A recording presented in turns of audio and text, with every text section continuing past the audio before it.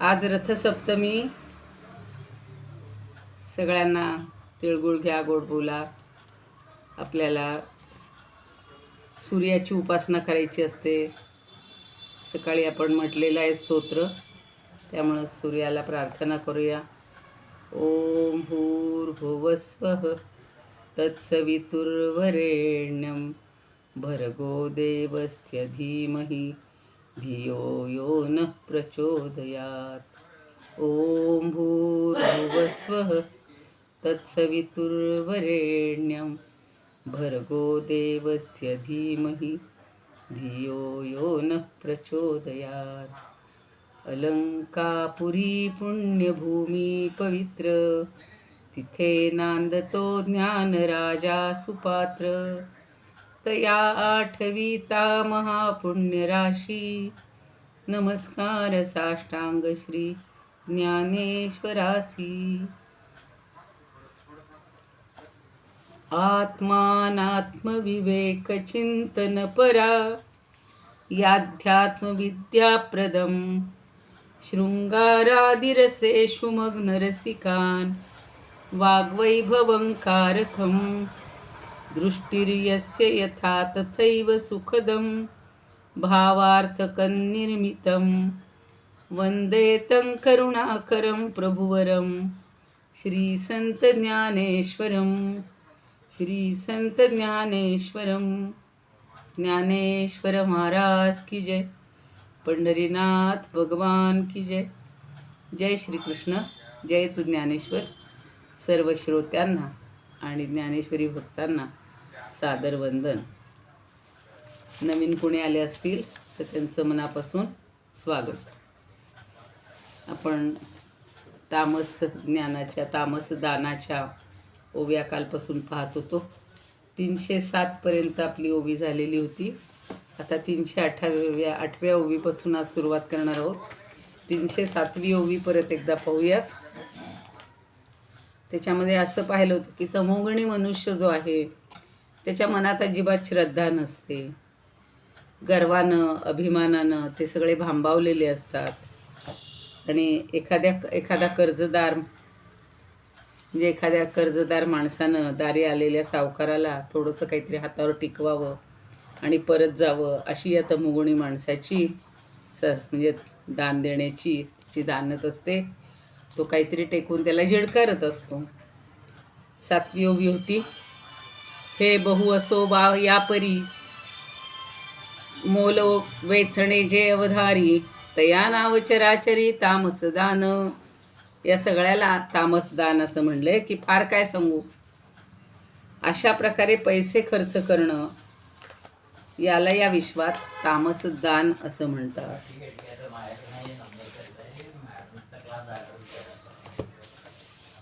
ऐशी आपुलाला चिन्ही अलंकृते तिन्ही. दाने दाविली अवधानी रजत माया. आता ऐशी आपुलाल्या चिन्ही म्हणजे अशा प्रकारे आपल्या आपल्या चिन्हांनी अलंकृते तिन्ही, अलंकृत झालेली तिन्ही म्हणजे 3 गुणांनी मंडित असलेली दाने दाविली अवधानी रजत माया. तुला ही सगळी दानं, राजस आणि तामस, याच्याकडे तू लक्ष दे. अवधानी म्हणजे तू लक्ष दे, केंद्रित कर की राजसदान आणि तामसदान हे पूर्णपणे टाळलं पाहिजे.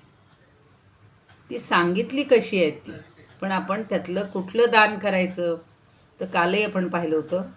सात्विक दानाचा फक्त विचार करायचा आहे, सात्विक दान फक्त पाहायचं आहे, राजस आणि तामस दानाकडे लक्ष द्यायचं नाही, असं आता इथे ज्ञानदेव सांगतायत. पुढे ते म्हणतायत, तेथ मी जाणत असे विपाये तू गायसे, कल्पिसील मानसे विचक्षणा. आता तू कदाचित बुद्धिमान आहेस असा मनात विचार करत असशील असं मला वाटतं, असं ते म्हणते. विचक्षण म्हणजे पंडित, विद्वान. तर तू अगदी विद्वान आहेस, बुद्धिमान आहेस. आणि तेथे मी जाणत असे, इथं मी जाणतोय की विपाये तू नायसे, तू असा कदाचित विचार करत असशील असं मला वाटते. कल्पिसील मानसे विचक्षणा. विचक्षण म्हणजे बुद्धिमान. अरे बुद्धिमान पार्था, तू कदाचित मनात असा विचार करत असशील असं मला वाटते, असं ज्ञानदेव म्हणतायत, म्हणजे भगवंत म्हणतायत. आता तू काय करशील? जे भवबंध मोचक ये कले कर्म सात्विक, तरी का वेखासी सदोख येस बोलावी येर बोलावी. या भवबंधन मोचक म्हणजे या संसार बंधनातून मोकळं करणारं एकले कर्म सात्विक. केवळ एकच कर्म, एकच जे दान आहे ते आहे सात्विक दान. आणि म्हणून तू काय करायला पाहिजे? तरी का वेखासी सदोख येर बोलावी. मग सात्विक कर्मच आहे तर या दोघांनी भरलेलं किंवा दोघांनी युक्त असं रजतम गुणांनी युक्त याचं वर्णन वेखासी सदोख म्हणजे जे दोषयुक्त आहे, या गुणांनी युक्त म्हणजे रजतमानी युक्त असणारं याचं वर्णन कशाला करायचं? येर बोलावी, कशासाठी त्याच्याबद्दल बोलायचं? किंवा मी हे तुला कशाला सांगितलं असाही प्रश्न पडेल. कदाचित असं येईल ना, हे जर नकोच आहे तर हे सांगितलं कशाला? कशासाठी हे सांगितलं? किंवा हे तुम्ही सांगितलं तरी का? आपण काही वेळेला म्हणतात बघा, लहान मुलं पण, कशाला आम्हाला सांगताय, आम्हाला ते करायचंच नाही आहे ना. पण आपण धोक्याचा कंदील दाखवत असतो. तसं भगवंतांनी हा धोक्याचा कंदील दाखवलेला आहे की अशा प्रकारचं राजस आणि तामस दान करू नका. ते अत्यंत निकृष्ट आहे. त्याच्यामुळं आपल्याला काही जे उद्दिष्ट गाठायचे ते परब्रह्मापर्यंत आपण पोहोचू शकणार नाही. म्हणून पुढे ते म्हणतात बरं, परी नोसंतिता विवसी भेटी नाही निधीसी, काधून साहता जैसी वातीन लगे.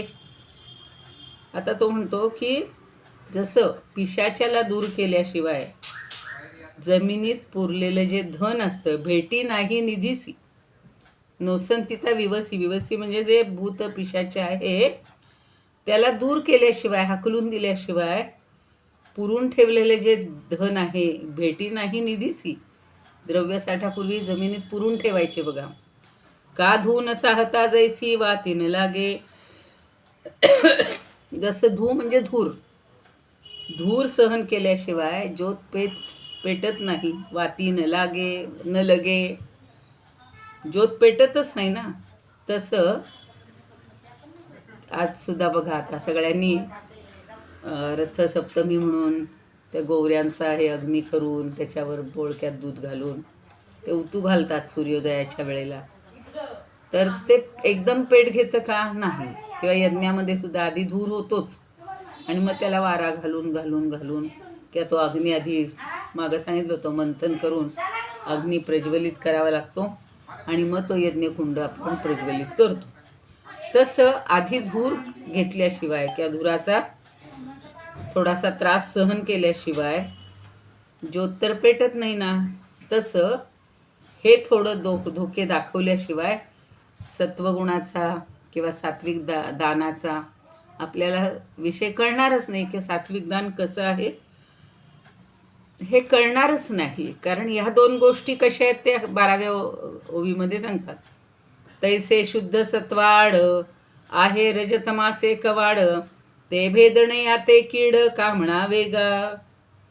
जसं शुद्ध सात्विक गुणाच्या आड काय येतं तर रजतमाचा अडसर आहे. कवाड म्हणजे अडसर, काहीतरी असं लावतात की नाही. पूर्वीच्या काळी अडसर कसा असायचा? ज्यांनी मोठे वाडे पाहिले असतील, अनुभवलेले असतील, मोठे मोठे दरवाजे असायचे आणि त्याच्या आतल्या बाजूला असं आत अडसर जो आहे तो हातभर आत जायचा आणि मग त्याचं फक्त कडी असायची ती त्या छिद्राच्या बाहेर छिद्र म्हणजे एवढासा चौकोनी जो काही आहे आकार, त्याच्या बाहेर फक्त कडी राहिलेली असायची आणि तो पूर्ण अडसल असा लावून घेतला की ते कवाड किंवा दार बंद होतं. तसं या सात्विक गुणाच्या आड रजतमाचा अडसर आहे, काळा पडदा आहे आणि तो आपल्याला बाजूला करावा लागतो. ते भेदणया ते कीड का म्हणावे गा. तर तो दूर करण्यासाठी प्रयत्न करावे लागतात. मग त्याला वाईट कृती कशाला रे म्हणायचं? वाईट गोष्टींचा नाश तर करायलाच पाहिजे. पण ती वाईट आहे हे आधी आपल्याला समजलं पाहिजे आणि मग ती आपण बाजूला केली पाहिजे. म्हणून ती सांगावी लागते. जसं रस्त्याने आपण छान रस्ता असतो आणि आपण रस्त्याने चाललेले असतो. आता जो कोणी अंध असेल किंवा वृद्ध व्यक्ती असेल किंवा लहान मूल असेल, त्याला मोठी माणसं सांगतात समोर खड्डा आहे बरं का. आता त्यानं नाही पाहिलं तर तो त्या खड्ड्यात जाईल की नाही. जर तो नाहीच सांगितला तर तो कदाचित धोका होऊ शकतो. तो म्हणाल काय एवढं मला अरे दिसतंय तुला, पण जर नाही पाहिलं तर कधी कधी नादात माणूस तसाच जात राहतो. हल्ली असंच होतं बघा, चांगली रस्ते करतात आणि नंतर पुन्हा काहीतरी उखंडलं जातं, पाईपलाईन टाकायच्या अमकं टाकायचं आणि इतकेचे इतके चर खोदलेले असतात की कालपर्यंत जे चांगला रस्ता असेल तो माणूस त्या बेतानं जायला लागला तर तो पटकन त्या चरामध्ये किंवा खोदलेल्या याच्यामध्ये जाऊ शकतो. म्हणून सांगावं लागतं. मग लोक लिहितात बघा धोका, काहीतरी तिथे पाटी लावतात आणि तीही जर रात्रीची नाही दिसली तर जो तिथे राहत असेल तो सांगल इथून जाताना बेतानं जा बरं का. तसं इथे ज्ञानदेवांनी सत्वाच्या आड येणारे जे रजतम आहेत याची जी कवाडं आहेत, याचे जे अडसर आहेत ते सांगितलेले आहेत आणि तो दूर करण्यासाठी प्रयत्न करावेच लागतात. मग त्या प्रयत्नाला किंवा ते सांगितले त्याला वाईट म्हणायचं का? वाईट कृती कशाला म्हणायचं? आम्ही श्रद्धादी दानात जे समस्त ही क्रिया जात सांगितले का व्याप्त तीही गुणी. आता आम्ही काय केलेलं आहे की श्रद्धादी दानात म्हणजे श्रद्धेला आरंभ करून दानापर्यंत, श्रद्धा आदी, आदी म्हणजे इत्यादी, म्हणजे श्रद्धेपासून दानापर्यंत सगळ्या गोष्टींमध्ये समस्त ही क्रिया जात सांगितले का व्याप्त तीही गुणी. तर तुला सगळ्या क्रियांमध्ये सत्व, रज आणि तम हे तीनही गुण असतात असं सांगितलंय ना. ते पार्थाला म्हणतात की तुला तिन्ही सगळ्याच याच्यातले तीन तीन भेद सांगितले की नाही, का फक्त दानातले सांगितले? तिन्हीतले सांगितले. सांगितले व्याप्त तीही गुणी तेथ भरवसे नितिन्ही निसांगोची ऐसे मानी परिसत्व दावावया दोन्ही बोलिलो ये रे. अरे खरं म्हणजे या तीन गुणांविषयी एवढं सांगण्याचा माझा उद्देश नव्हताच. न सांगोची ऐसे मानी, खरं म्हणजे ते सांगू नये असंच मला वाटत होतं. पण काय आहे, परिसत्व दावावया दोन्ही, परंतु सत्वगुणाचं वर्णन करत असताना दोन्ही बोलिलो ये रे असं ते दोन्ही पुढच्याशी जोडून घ्यायचं. म्हणजे रज आणि तम हे सांगितलं की ते मुद्दाम सांगावं लागलं. सत्वगुणाचं वर्णन करताना या दोघांचंही करावं लागतं. आता आपल्या बाबतीत सुद्धा आपण कधी कधी एखाद्याला ओळख करून देतो की मला ह्या सगळ्या चांगल्या गोष्टी आवडतात पण एक माझा दोष आहे बरं का, असं माणूस स्वतःबद्दल सुद्धा सांगतो. आणि उलट ते प्रांजळपणे सांगणं चांगलं आहे. तसं सत्वगुण उत्तमच आहे, सत्वगुणाचाच इथं आधार घ्यायचा आहे किंवा सत्वगुणाचीच जोपासना करायची, त्याच्यावरच श्रद्धा ठेवायची. पण ते सांगत असताना आपल्याला रजतमाकडं पण दुर्लक्ष करून चालणार नाही. ते कसं आहे हे समजलंच पाहिजे. आणि म्हणून हा सगळा ज्ञानदेवांनी आटापीठ केलेला आहे की ज्ञानदेवांनी आणि भगवंतांनी सांगितलेत ना पहिले तीन प्रकार, म्हणून ज्ञानदेवांनी त्याच्यावरच्या वेगवेगळ्या खुणा आणि वेगवेगळे हे सांगितले. आता काल काही ओव्या झाल्या होत्या, ते गुणाक्षर न्यायाचे वगैरे झाल्या होत्या. करी ना करवी अर्घ्याधिक काही न दे आसनही बैसावया, या काही ओव्या काल राहिल्या होत्या वाचायच्या. म्हणजे कोणी आलं दान घेण्यासाठी किंवा त्याला दान देण्यासाठी बोलवलं तर त्याला अर्घ्य द्यायचं नाही, आसन द्यायचं नाही. मग गंधाक्षता कराव्या अर्पण तेथ हे कोठून संभवेल. अहो अर्घ्य नाही, बसायला आसन नाही, मग बाकीचं गंधन अक्षता तो कुठल्या मिळायला. ऐशा परी दाता तामस तो पाही नेण्याची हे काही धनंजया. अरे तुरे ऐसी भाषा वापरवण अवज्ञा करवण अतिथीची. मग हातावरी ठेवोनी पैसा बोळवितो जैसा ऋणाईत. ऋणाईत म्हणजे कर्जदार, कर्जदाराला जसं बोळवलं जातं तसा ज्याच्याकडनं कर्ज घेतले त्याला बोळवलं जातं. देता तुच्छतेने म्हणे ऐसे बोल, जारे तुझे मोल ते वढेच. ऐशा परी नाना कुशब्दे ताडोन, देई घालवून तया लागी. असो पार्था ऐसे वेचणे जे धन, तामस ते दान जगा माझी. हे जे धन वेचणं आहे याला तामसदान असं म्हणतं. ऐसी आपुलाल्या लक्षणांनी युक्त, तिन्ही दाने येथ सांगितली. आता भवबंध मोचक ते ऐक, निर्मल सात्विक दान जरी. तरी बोलावी का विरोधी सदोष, राजस तामस ही सांगू ऐक इतरती. ऐसे मनी सुज्ञा कल्पिसील काही, तरी तुझ तेही सांगू ऐक. अशी विचक्षण शब्द वापरले, त्याला इथे स्वरूपानंदांनी सुज्ञ वापरले. हाती येना जैसे भूमिगत धन, दूर केल्या विण डाकिणी ते. किंवा धनंजया न साहता धूर, न पेटे साचार अग्नी जैसा. पूर्वी ही फार कटकटच म्हणायची की तो दिवा किंवा चूल जे काही असेल अग्नी प्रज्वलित करण्यासाठी आधी धूर खूप वेळ घरात कोंडला जायचा, खूप साठायचा धूर. तर ते दिवा लावण्यापूर्वीसुद्धा असा धूर आपल्याला सहन करावाच लागतो. तैसे रज तमो गुणांचे कवाड, शुद्ध सत्वा आड असे जे का. प्रयत्ने ते पूर्ण टाकणे मोडून, म्हणेल का कोण वोखटे हे. वोखटे म्हणजे वाईट. मग आता ते पूर्ण करणं, ते प्रयत्नाने दूर टाकणं, याला कोणी वाईट म्हणेल का. श्रद्धेपासोनिया दानावेरी सर्व, क्रियांचा उद्भव होय जोक. सत्वरजादिक त्रिगुणी तो व्याप्त, ऐसे तुझ येथ बोलिलो जे. ते तो नव्हे तिन्ही सांगावयासाठी, जाण हे किरीटी निसंदेह. एक सत्व गुण दावावा म्हणून, इतर हे दोन सांगितले. रात्र आणि दिन दोन्हीही सांडोन, पाहू जाता तीन सांज जैसी. तैसे दिसे दोन्ही सांडोनी पाहता, असे जे सर्वथा तिचे चाच. सत्व ते उत्तम कळोये सहज, नष्ट होता रज तम दोन्ही.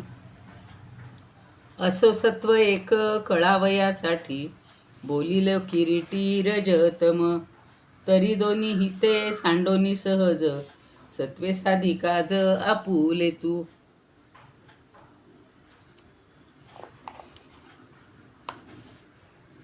आता अजून काय त्या पुढच्या ओव्या जरा बघूया.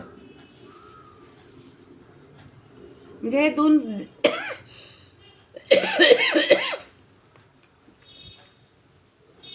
हे दोन गुण मला का सांगावे लागले.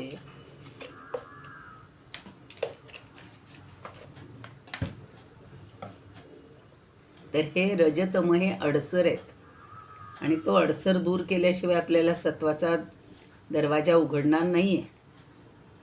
म्हणून हे अडसर आधी दाखवावे लागतात. आता ते बघा, आता पुढच्या ओव्या तशाच आहे.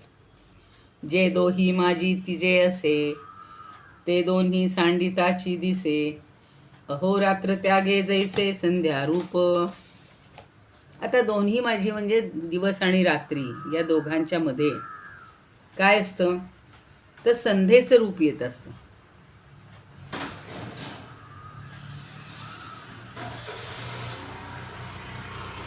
आणि अहोरात्र त्यागे जैसे संध्यारूप. अह म्हणजे दिवस आणि रात्र म्हणजे रात्र. दिवस आणि रात्र या दोघांचा त्याग केला की संध्येचं रूप दिसतं. म्हणजे काय, तर सूर्यास्तानंतर आणि आता काळोख्याची सुरुवात होणार या मधल्या वेळेत आपल्याला तिन्ही सांजा जशी अनुभवता येते किंवा अनुभवली जाते. तैसे रजतम विनाशे, ती जे जे उत्तम दिसे. ते सत्व हे अपैसे भावासी ये. त्याप्रमाणेच रज आणि तम या दोहोंचा त्याग केला की तिसरं जे उरतं ते सत्व. आणि ते आपसूकपणे अनुभवायला येतं. आपसूकपणे म्हणजे बरोबर अनुभवायला येतं. हे दोन टाळले की तिसऱ्याचं दर्शन लगेच घडतं, अनुभवाला येतं. एवं दावावया सत्व तुझं निरूपिले तमरज ते सांडोनी सत्वे काज साधू साधी आपुली. म्हणून आता म्हणतायत की जसं हे रजतम सोडलं की बरोबर सत्व आपल्याला अनुभवायला मिळतं. याचा अर्थ असा आहे की रज आणि तमांचा विनाश झाला, नाश झाला की काय होईल, तिसरं जे उत्तम आहे ते आपल्या ध्यानात येतं. सत्वेची येणे सोखाळे करी यज्ञादिके सकळे पावसी ते करतळे आपुले निज. मग या अत्यंत शुद्ध, नाही आधी अजून एखादी ओवी राहिली वाटतं. सत्वेची येणे चोखाळे करी यज्ञादिके सकळे पावसी तै करतळे आपुले निज. म्हणजे तुझ्या हातातच या गोष्टी आल्या आहेत. कोणत्या? करतळे म्हणजे आपल्या हातात घ्यायच्या, म्हणजे त्या स्वीकारायच्या. म्हणून तू सत्वाचा स्वीकार कर. तुला सतम आणि रजोचं जे गुण सांगितलेलं आहे त्यांचा पूर्णपणे त्याग कर आणि केवळ सात्विक गुणाच्या अंगीकारानं आपलं निष्काम कर्म साधून घे. आपुले निज पावसी ते करतळे म्हणजे आपल्या हातात. आपण म्हणतो ना, माझ्या अगदी हातातच आले, आता मला प्राप्तच झाले. तसं ते सांगतायत की आता हे निष्काम कर्म तू साधून घे. आपल्या मानवी आयुष्याचं ते उत्तम कार्य आहे, ते तुझ्या पदरात पडू देत.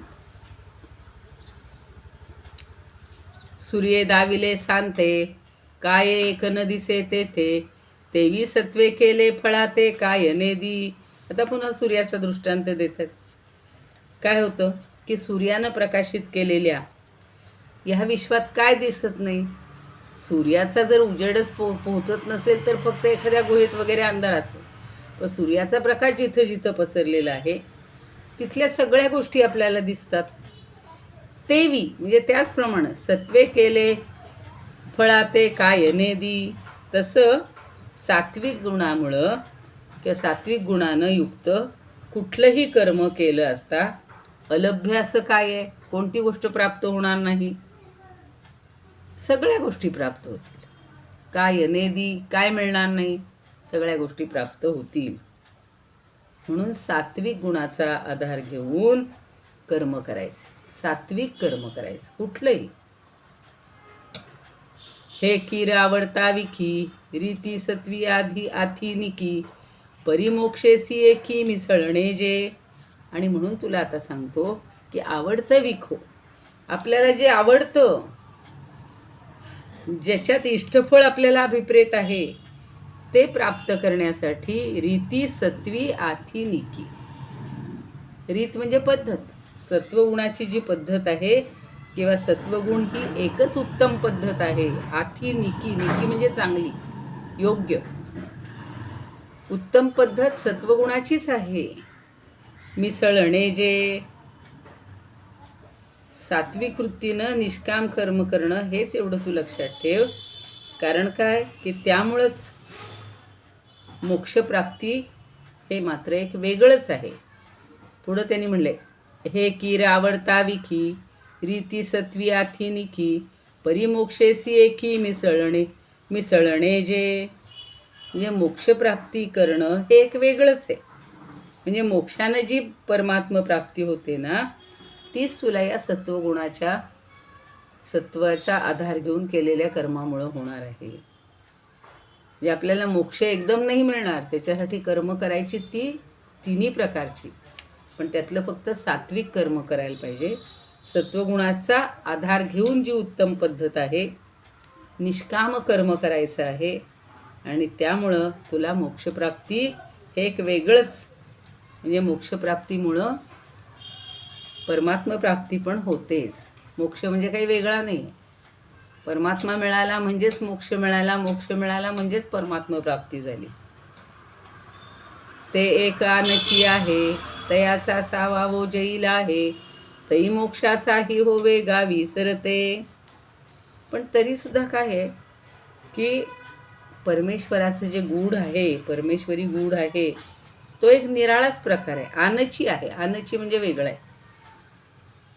तयाचा सावावो जैला आहे तै मोक्षाचाही होवे. तर सत्वाचा, तयाचा म्हणजे त्याचा, अर्थात सत्वाचा. सत्वाचा सावावो म्हणजे साह्य. सत्वाचं साह्य जेव्हा मिळतं ना, तै मोक्षाचाही होय. तेव्हा मोक्षाच्या गावात आपल्याला सहज प्रवेश मिळतो. म्हणजे काय तर गावी सरते, त्या गावाहून आपण पलीकडे जातो. म्हणजे त्रिगुणातीत अवस्था प्राप्त होते आपल्याला. सत्व जर गुण जर आपल्याबरोबर असेल, सत्वाचं साह्य मिळालं असेल, तर मोक्षाच्या गावात सहज प्रवेश मिळतो. म्हणजेच त्रिगुणातीत अवस्था प्राप्त होते.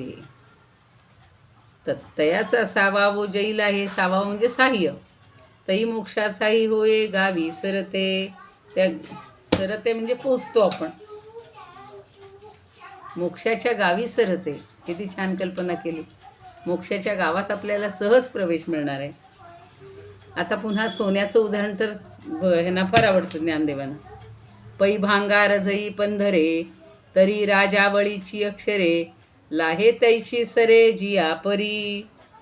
आता बघा, सोनं, भांगार म्हणजे सोनं, जरी पंधरे, जरी ते चोख असलं तरीसुद्धा राजावळीची अक्षरे, राजावळी म्हणजे राजमुद्रा, राजमुद्रेची जेव्हा त्याच्यावर मोहर उमटते ना, लाहे त्याची सरे जिया परी. लाहे म्हणजे लाभतं, त्याला नाणं म्हणून जे हे मिळतं, जगामध्ये किंमत मिळते, आणि चलनी मूल्य, त्याला मूल्य प्राप्त होतं. म्हणजे नुसतं सोनं चोख असून उपयोग नाही आहे. त्याचं नाणं बनवलं पण त्याच्यावर राजमुद्रा उठली पाहिजे.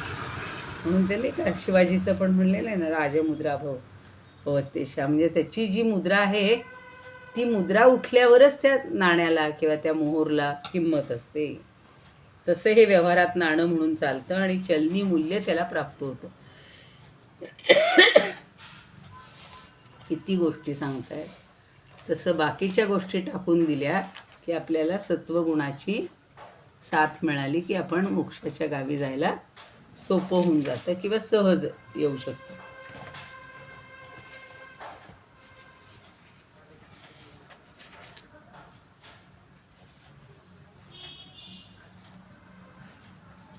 तर मग अशी झाल्या बऱ्याचशा ओव्या.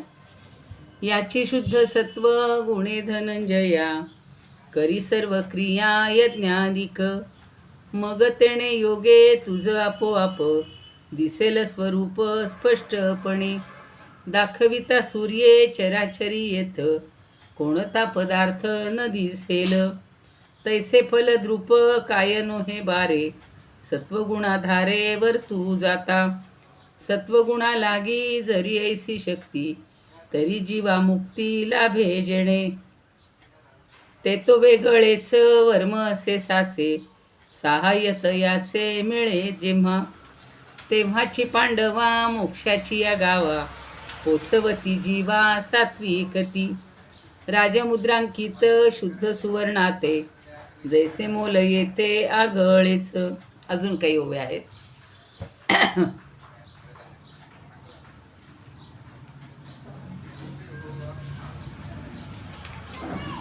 स्वच्छे शीतळे सुगंधे, जळे होती सुखप्रदे. परिपवित्रत्व संबंधे तीर्थाचे नी. अत्यंत स्वच्छ, अगदी शीतळ आणि सुगंधित सुवासिक. जळे होती सुखप्रदे, जळे म्हणजे जलाशय. अशी जलाशय किंवा अशी जी जलं असतात ती सुखप्रद असतात, लोकांना आनंद होतो. परिपवित्रत्व संबंधे तीर्थाचे. पण पवित्रत्व त्याला कशाने येतं? तीर्थामुळं. म्हणजे पाण्याला तीर्थस्थानावरच खरं पावित्र्य लाभतं. नाहीतर लोक म्हणतात जाऊ दे आमची पण आहे ना विहीर, याचं घ्या ना पाणी. पण त्याच्या शेजारी जर तीर्थक्षेत्र असेल तर आपण ते घेतो का? आता आम्ही गडावर जातो, सज्जनगडावर भरपूर तळे भरलेली आहेत, भरपूर ठिकाणी पाणी असतं. पण समाधीवरचं जल जे आहे, जे तीर्थ आहे, ते घेण्यासाठी प्रत्येकजण आपली बाटली तिथं ठेवतो आणि ते तीर्थ मिळण्यासाठी माणूस धडपडत असतो. मग पुन्हा बाहेर एक छोटा पीप भरून ठेवतात की ज्यांना ह्याच्या वेळेला अभिषेकाच्या वेळेला थांबायला वेळ नाही, त्यांनी बाहेरचं तीर्थ घ्यावं. पण तीर्थाचं जे तीर्थत्व आहे, पावित्र्य जे आहे, ते अन्य कुठल्याही. आता आम्ही काशीला गेलो होतो आणि त्यावेळेला 2004 साली इतकी तिथे अस्वच्छता होती. आईला वाटत होतं नदीत स्नान करावं, एवढं काशीला आलो आहे, गंगा स्नान. तर त्याच्या आता बघा, आता मोदीजींनी सगळीकडं सगळे घाट सुंदर केले, स्वच्छता आली, सगळं आलं. आत्ता जेव्हा गेलो 1-2 वर्षापूर्वी, तेव्हा एकदम छान वाटलं. पण त्या गावाचं किंवा त्या नदीचं जे पावित्र्य आहे ते आपण डावलूच शकत नाही, कारण आपल्या घरातल्या प्रत्येक गावातल्या नदीला गंगा नदीच म्हणतात. पण गंगा ती गंगाच. आणि म्हणून त्यांनी म्हणले की सुखप्रद अशी अनेक जलाशय असतात, पण पाण्याला तीर्थस्थानाचं पावित्र्य कधी लाभतं? त्या तीर्थक्षेत्रामुळं लाभतं. नई हो का भलतैसी थोरी, परी गंगा जय अंगीकारी, तेची तिये सागरी प्रवेश उगा. आता नदी कितीही मोठी असली, नई म्हणजे नदी, का भलतैसी थोरी, तिला खूप मोठी आहे. परी गंगा जय अंगीकारी, पण गंगा जेव्हा जाऊन नदीला मिळते, गंगेला जाऊन ती जेव्हा मिळते एखादी दुसरी नदी, आणि गंगा जेव्हा दुसऱ्या नदीचा स्वीकार करते ना, तेव्हाच त्या नदीला पावित्र्य येतं. त्या नदीला एवढं महत्त्व नाही, पण गंगेपर्यंत ती आली, गंगेत पोचली की तिचं पावित्र्य वाढलं आणि पुन्हा ती गंगा समुद्राला जाऊन मिळते. म्हणून बघा, गंगासागरला केवढं महत्त्व आहे आणि किती गर्दी करतात, लाखो लोक तिथे असतात. काय आम्ही अनुभव घेतला बाई. अक्षरशः एकच बोट असते, तिच्यामध्ये सगळ्यांची धडपड, रेचा रेची, खेचा खेची, पण त्या गंगासागरचं दर्शन घेण्यासाठी एवढे लोक सगळे जात असतात. तैसे सात्विका कर्मा किरीटी, येता मोक्षाची ये भेटी, न पडे आड काठी ते वेगळे आहे. त्याप्रमाणे, तैसे त्याप्रमाणे, सात्विक कर्माला मोक्षाच्या भेटीच्या वेळी कुठलीही आडकाठी येत नाही, ते वेगळे आहे. सात्विका कर्मा किरीटी, येता मोक्षाची भेटी. सात्विक कर्माला मोक्षाच्या भेटीच्या वेळी कुठलीही आडकाठी येत नाही. न पडे आडकाठी ते वेगळे आहे, अर्थात तो प्रकारच वेगळा आहे. जो सतत सात्विक कर्म करतो त्याच्या मनामध्ये हे रजतमाचा कुठे शिरकावच होत नाही.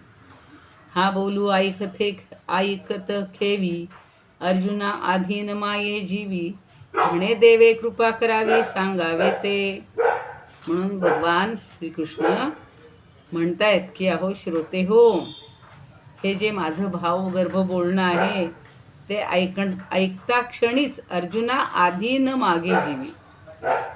म्हणजे अर्जुनाच्या मनात आतुरता जी आहे ती मावयनाशी झाली आणि तो उतावेळपणे लगेच भगवंताला म्हणतो, म्हणे देवे कृपा करावी सांगावे ते.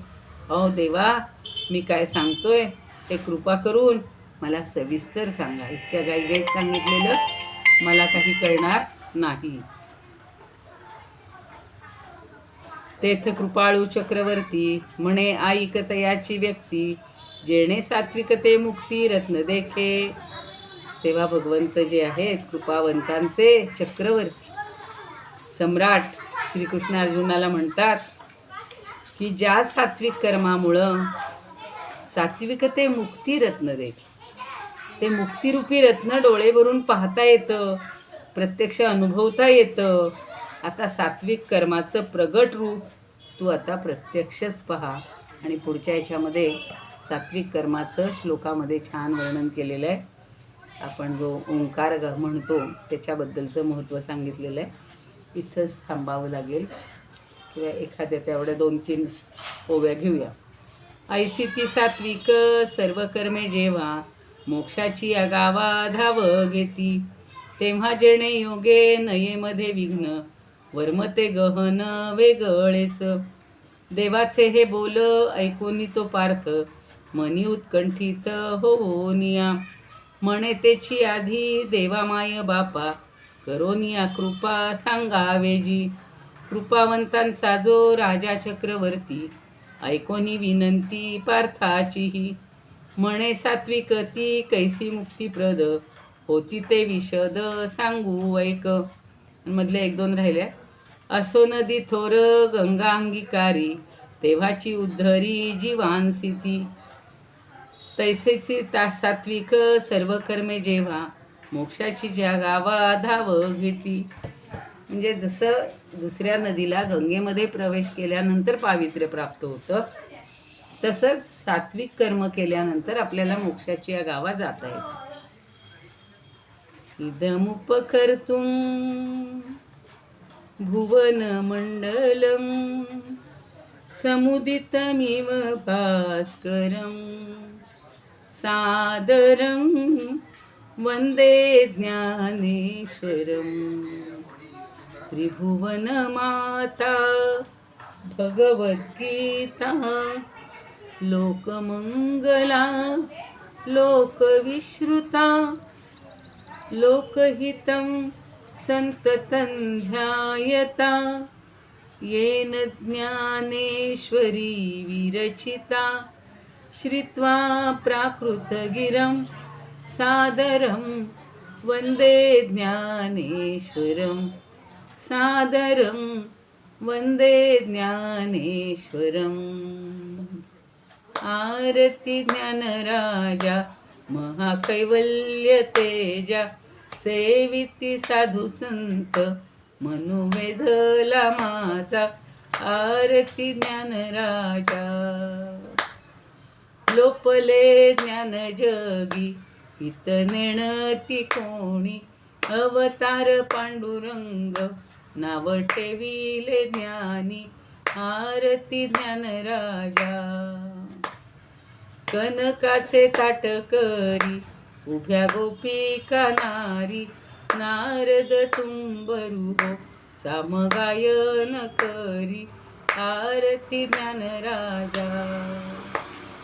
प्रगट गुह्य बोले विश्वब्रह्मची केले, रामा जनार्दनी पायी मस्तक ठेविले.